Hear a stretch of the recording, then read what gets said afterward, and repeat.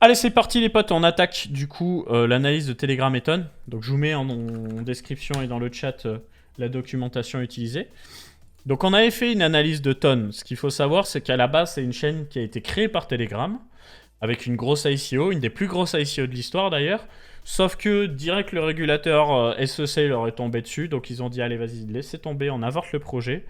Et le projet est passé dans les mains de la communauté et est devenu un projet open source. C'est pour ça qu'on appelle ça Ton et pas Telegram Chain aujourd'hui. Donc Ton pour The Open Network. Et donc la particularité de ce réseau, c'est qu'il a plein de composants, mais surtout qu'il a une finalité des transactions relativement rapide. Donc ça c'est plutôt cool, et une capacité à scaler grandement, comme ça peut être le cas sur Near Protocol, etc. par exemple. Alors je sais plus si on avait un schéma sur les workchains, etc. Sinon c'est pas grave, je vais prendre le rapport Messari. Alors c'est un rapport qui est payant, donc je vais pas tout leak parce que j'ai pas envie de me faire attaquer en justice. Mais juste voilà, il y a ce visuel là qui met bien en évidence comment ça fonctionne. Donc vous avez la master chain qui est le layer 1 classico. Et en sous-réseau, vous avez des workchains. En dessous de ces workchains, vous avez des shard chains. Et en dessous de ces shard chains, vous avez des comptes. Donc en fait, l'idée, c'est que si les comptes partagent la même shard chain, bah, la transaction, elle va être relativement instantanée. Si après, ça partage la même workchain, ça va être plutôt instantané. Si tu passes de workchain en workchain, ça va être plus ou moins lent. Bref, ils essaient d'optimiser un maximum l'expérience utilisateur. Il me semble que pour le moment, il n'y a qu'une seule workchain sur le réseau. Mais plus tard, s'il y a une vraie demande en termes de scaling, ils vont pouvoir augmenter le nombre de workchains. Donc, il me semble que j'ai noté d'ailleurs, voilà, un Explorer avec les transactions en temps réel. Donc là, on est à 56 transactions par seconde. On est capable de monter, je crois, à 175 transactions par seconde. Et au fur et à mesure des workchains qui s'ajoutent, on va pouvoir avoir beaucoup plus. Donc, niveau performance, c'est OK. Frais des transactions, c'est pas cher. On est sur 1 ou 2 centimes la transaction, je dirais. Donc, je me suis fait le rapport Messari. J'ai regardé rapidement le rapport OKEx. Il y a le rapport Pantera aussi. Alors, Pantera, c'est un gros VC qui a expliqué pourquoi Ton est une de leurs plus grosses positions. Alors, je vais vous résumer ça rapidement. Telegram, aujourd'hui, c'est une des applications de messagerie les plus utilisées dans le monde. Et le truc, c'est que les applications les plus utilisées, elles ont... comment dire, l'épée de Damoclès du régulateur américain au-dessus de la tête. WhatsApp, bah, ça appartient à Meta, donc à Facebook si vous préférez. Donc du coup, tout ce qui est WhatsApp, Messenger, Instagram et tout, ils peuvent pas faire ce qu'ils veulent. Ensuite, Snapchat, pareil, ils peuvent pas faire ce qu'ils veulent. Du coup, voilà, après on a WeChat, bon ça se passe en Chine, donc de toute façon on laisse tomber. Donc si vous voulez, Telegram, ils ont un grand boulevard pour pouvoir créer des nouveautés. Parce que bah, c'est des Russes et ils font ce qu'ils veulent en fait. D'où l'intérêt de faire cette blockchain. Aujourd'hui, Telegram, c'est 900 millions d'utilisateurs. Il y a Signal aussi, mais je connais pas beaucoup de monde qui utilise Signal, frérot, honnêtement. Regarde, bah, de toute façon, il est là, Signal Private Messenger. Tu vois, il est loin derrière. Hein. J'utilise moi-même Signal, mais j'en connais pas beaucoup qui le font. Voilà, donc grand boulevard, on a un Telegram qui a 900 millions d'utilisateurs et leur objectif avec Ton, c'est d'arriver à avoir 500 millions d'utilisateurs qui utilisent la blockchain Ton sans forcément le savoir à horizon 2028. Et donc pour ça, ils ont cette initiative qui s'appelle The Open League, qui est en fait une initiative où ils subventionnent à mort les projets de l'écosystème. Donc vous, quand vous arrivez sur le site, vous avez ça. Vous pouvez voir qu'ils sont à 759 millions de TVL sur 1 milliard. D'ailleurs, quand vous faites DeFi Llama Ton, vous pouvez constater à peu près la même chose. Donc la TVL, c'est-à-dire les liquidités qui sont bloquées, elles sont principalement sur les DEX Stonefy et des Dust, en sachant que Stonefy a la particularité d'être un DEX qui va être multi-chain et qui a un partenariat avec Tron, la blockchain, pardon, et Tether, le stablecoin. Donc en réalité, la grosse quantité de monnaie qui est bloquée sur Telegram, c'est surtout le stablecoin USDT. Mais c'est pas grave. C'est pas grave. Donc ce qui va se passer, c'est que déjà avec l'abstraction de chaîne, tu vas pouvoir payer les transactions soit avec le jeton Ton, soit avec le jeton Note, donc le jeton Notecoin, là, le Tap to Earn qui est sorti, ou avec de l'USDT. Donc là aussi, niveau expérience utilisateur, c'est pas trop mal.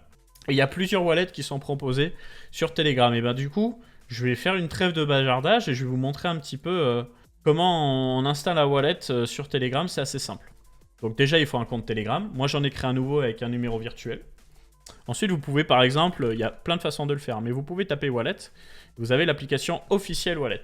La première fois, vous allez avoir un bouton pour vous demander si vous voulez démarrer avec le robot. Vous dites oui. Et là, j'ai pas touché. Donc, on va le faire ensemble. Vous faites Open Wallet. Vous acceptez les conditions. Vous faites OK. Là, vous voyez, ça ouvre comme une sorte de petite pop-up qui est liée à Telegram directement. Et ce sera à chaque fois pour toutes les mini-applications de Telegram. Par contre, vous n'avez pas installé d'extension, faire de trucs bizarres. Ça se lance tout de suite. Donc là, j'ai déjà mon wallet qui est créé. Et si je mets mon wallet Web3, je vais dans Settings et je mets TonSpace. Et là, je l'ai. Start Exploring Ton. Là, je peux faire un backup via email. Donc, j'ai déjà un email. Je ne sais pas si ça va marcher. Peut-être qu'il va me dire que c'est déjà utilisé. On va tester. Permettez-moi de tester. Pas de seed. Ça dépend du wallet. En fonction des wallets, tu choisis ton parcours utilisateur. Mais là, je pense qu'il fallait que je fasse backup manually pour avoir ma seed. Voilà. Et là, j'ai mon adresse de dépôt. Parfait. Donc, permettez-moi 2 secondes de mettre des miettes sur ce wallet. Je vais changer mon Telegram. Vous voyez ma gueule comme ça en même temps. Wallet. Je vais l'ouvrir. Qu'est-ce qu'il me raconte, lui? Oh, c'est chiant, putain, quand ils font ça. Attendez. Je change de wallet parce que c'est en train de me rendre fou. Je vais envoyer les miettes. 0,5 tonnes. Donc, voilà, vous voyez. Ah, d'ailleurs, je passe d'un écran de 1080p à 4K. Ça fait un peu le caca, là. Je mets mon mot de passe. Voilà, c'est fait. Parfait. Je repasse sur mon compte Classico. Hop, hop. Et vous voyez, pour réouvrir l'application, c'est ce petit bouton à chaque fois. Space. Je les ai pas encore reçus. Ah si, c'est déjà reçu. Donc vous voyez, au niveau des transactions, ça va assez vite. Hein. J'espère que ce sera suffisant. Je sais pas pourquoi ça s'affiche là. Ah non, c'est pas tout à fait reçu encore. La finalité, elle est pas aussi rapide qu'on nous la promet. Bon, c'est pas grave. Ensuite, donc, une fois que tu as ton wallet, tu vas pouvoir tester des applications. Donc, par exemple, tu vas sur le site ton.org, site officiel. Hein. Tu descends. Et en bas, tu peux voir Get a Wallet, choper des jetons, stake, machin. Et tu peux voir App et Services. Et là, ça te redirige en fait sur un App Center communautaire, comme ceci, qui ressemble un peu à un App Store. Hein. Donc, ça rend encore mieux sur mobile, du coup. Et là, tu choisis qu'est-ce que tu souhaites avoir. Donc, par exemple, Katizen. C'est une application, hop, tu lances, ça t'ouvre un chat, ça t'ouvre un petit jeu. Donc là, c'est vraiment un jeu de Golemont. Hein. Tu fais émerger les chats.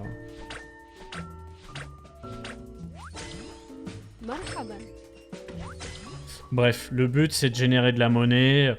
Et plus t'as de monnaie, plus tu montes dans le ranking. Et plus tu montes dans le ranking, et plus t'as de chances de choper un airdrop.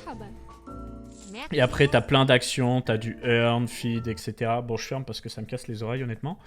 Mais en fait, tous ces jeux-là sont faits pour farmer de l'attention.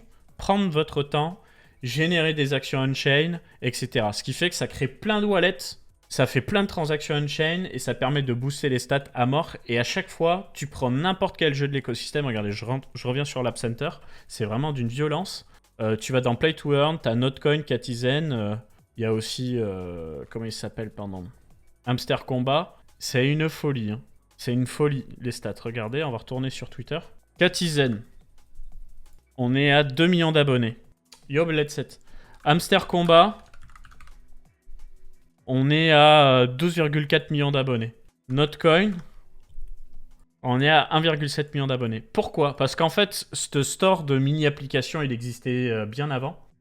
Sauf que là, ils sont en train de pousser vraiment la blockchain et du coup, on se retrouve avec plein de gens qui testent des jeux et qui savent même pas qu'il y a une blockchain derrière. Ou alors, on va essayer de leur faire créer un wallet, mais à aucun moment on leur parle de blockchain. Donc, niveau acquisition utilisateur, c'est vraiment extrêmement violent. Voilà. Et c'est surtout pensé pour mobile avant tout. Je prends un exemple. Tu as ce DEX là. Hop. Je fais trade sur Telegram. Toujours ouvrir. Je fais start. Et ensuite, je clique sur trade. Ça s'ouvre. Et tu te retrouves avec ton petit DEX, tu as juste à connecter ton wallet. Voilà, autorisé. Vous voyez, il n'y a pas des pop-up qui mettent du temps à charger, etc. Ça va hyper vite. Voilà, je suis déjà connecté et je peux déjà faire mes trucs. J'arrive pas à trouver l'application Center sur Telegram. Va sur le site Ton. Regarde, comment tu fais. C'est CoinGecko. Tu regardes la blockchain Ton, elle est là. Site officiel ton.org. Et tout en bas, tu l'as là. App and Services. Voilà. Et ça s'ouvre direct. Ton petit Dex, 13 poli. J'arrive pas à accrocher. Bah après, ça reste des jeux de merde hein, pour le moment, tu vois. Mais ce qu'il y a d'intéressant, c'est que vraiment, c'est des jeux qui sont faciles, type Candy Crush. Et ça marche très très bien dans les pays asiatiques et la Russie pour le moment. Donc après, est-ce que ça va prendre chez nous? Je sais pas. En tout cas, Notcoin, c'est violent parce que... Regarde, t'es quand même à 1,2 milliard de capitalisation pour un tap to earn à la con. Les autres jeux, type Hamster Combat et compagnie, ça va sortir plus tard. Et après, bah, Ton, on est quand même sur top 10 crypto-monnaies, 34 milliards de capitalisation. Et ce qu'il faut savoir, c'est que, je sais plus si on l'a noté, je sais plus où ça a été noté, mais en gros, il faut savoir que la fondation Ton a reçu une donation de un peu plus de 500 millions de tonnes il y a 2 ans. Donc ils ont 3 milliards en trésorerie pour subventionner avec The Open Link, quoi. Donc tu vois, déjà, à chaque fois, là, t'as 2,8 millions de cash price, 3 millions de cash price, 1 million de cash price. Je sais pas pourquoi je peux pas avoir accès au truc à droite, je suis obligé de galérer comme un chien, comme ça m'énerve. Bref, beaucoup de cash price. Donc le premier à avoir rappelé le cash price, ça a été Notcoin. Mais du coup, voilà, les développeurs, ils sont obligés de s'activer. Alors après, ils ont 2 langages de programmation. Apparemment, ce sont des langages qui nécessitent quand même de comprendre le fonctionnement de la blockchain Ton. Donc c'est pas accessible à tous. Donc il va y avoir une espèce de scission entre l'écosystème Ethereum, celui de Solana et celui de Ton. Le lien entre Notcoin et Ton, c'est que Notcoin, c'était un jeton qui a été créé à partir d'une application sur... Voilà, Notcoin. Cette application-là, qui est un tap to earn. J'ai jamais essayé, hein, donc je découvre avec vous. Connect Wallet, hop. Mais l'idée, c'était d'appuyer sur un bouton, quoi. Menu, voilà, j'ai mon wallet. Est-ce qu'on peut pas prendre un tap to earn récent, là? Je les ai pas tous testés, hein, donc je teste aussi avec vous, là. Hamster Combat, hop. Parce que je pense que Notcoin, c'est terminé. L'airdrop est déjà passé. Jouez sur votre mobile. Ah bah là, je suis obligé d'être sur mobile, du coup. Ok, bon bah très bien. Notcoin, des mêmes coins sur Toncoin, ça doit exister. Hein. Attends. C'est quoi le DEX le plus connu là que je disais sur DeFi Llama? Chain, Ton, Stonefy, Go to App. Ouais, remarque, je suis con, j'ai encore plus simple. Je vais sur mon wallet officiel, je l'ouvre. Et il me semble que dedans, il y a une option de swap. Hein. Ouais, swap. Voilà. Et là, tu peux voir un petit peu tous les jetons qui sont disponibles pour le swap. Donc, t'as plein de cochonneries en fait. Hein. Le seul truc sérieux, c'est USDT et Notcoin, quoi. Le reste, c'est vraiment de la chiasse, hein. On va pas se mentir. Mais bon, comme Stonefy sont en train de s'intégrer à la blockchain Tron, puis à Polygon et le VM, ça va se faire petit à petit. Voilà, qu'est-ce que je me suis noté d'autre par rapport à Ton, moi? Ouais, donc il y a une guerre qui se fait aussi sur le marché asiatique. Si vous voulez, il y a une messagerie qui s'appelle Kakao Messenger, qui fonctionne pas mal à Singapour, en Corée du Sud, de ce que je comprends. Et eux, ils ont créé, entre autres, si j'ai bien capté, où ils se sont associés avec la blockchain Clayton, qui est un layer 1 qui touche exclusivement la communauté asiatique. Mais on est quasiment sur 1 milliard de capitalisation. Et là, ils se sont associés pour faire la blockchain Gaia. Et ce qu'ils veulent, en fait, c'est que Gaia, ce soit la blockchain qui est liée à Kakao Messenger, en fait. Donc du coup, ça va être un petit peu le concurrent de... Ça va être un petit peu le concurrent de Telegram. WeChat, tu me dis WeChat, Mike, le truc de WeChat, c'est que c'est le gouvernement derrière. Enfin, c'est pas le gouvernement, mais c'est piloté grandement par le gouvernement, même si c'est une entreprise privée. Donc à surveiller l'écosystème Ton. Hein. Pour le moment, c'est des petites applications. Leur but, je pense, ça va être surtout de devenir incontournable sur mobile. Au niveau des stablecoins aussi, bah, on peut voir que petit à petit, Ton prend du terrain avec 600 millions d'USDT. Alors qu'on a que 700 millions d'USDT sur Solana. Mais bon, Solana a fait le choix de s'associer plutôt avec Circle et l'USDC. Picsou, avis long terme sur Ton, bah lui, il a pas trop dig, il sait pas trop, mais on en a parlé tout à l'heure, il surveille. Parce que c'est important de surveiller. Dans le dernier live, il disait que niveau price action, bah, on dirait un top. Après, le connaissant, s'il commence à avoir des structures de retournement et des dips, bah, peut-être qu'il y a des points d'entrée. Maintenant, c'est toujours pareil, hein. Ça dépend de la santé du marché, mais là, on peut dire qu'ils ont fait une année quand même sympa. Hein. Depuis le mois de mars, ça a poussé violent.